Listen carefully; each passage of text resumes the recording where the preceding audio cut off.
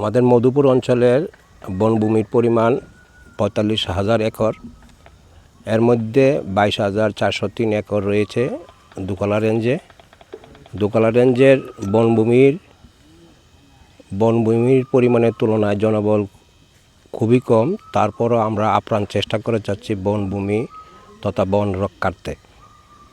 আমাদের ২০২৫-২৬ অর্থবর্ষরে শাল বন পুনরুদ্ধার প্রতিষ্ঠা প্রকল্পের আওতায় ৪০০ একর বাগান শাল বন পুনঃপ্রতিষ্ঠা করার পরিকল্পনা রয়েছে, যাহা আমাদের টাঙ্গাইল বন বিভাগের বিভাগীয় বন কর্মকর্তা মহোদয়ের দিক নির্দেশনায় আমরা বনায়ন কার্যক্রম ইতিমধ্যে শুরু করে দিয়েছি।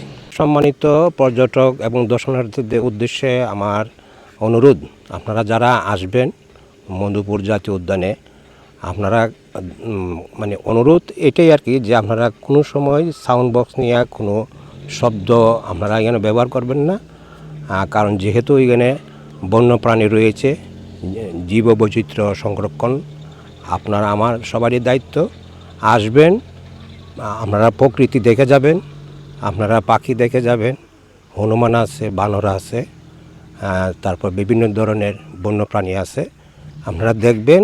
কিন্তু অনুরোধ এটাই, আপনারা এখানে কোনো শব্দ ব্যবহার করবেন না, এটাই আমার অনুরোধ।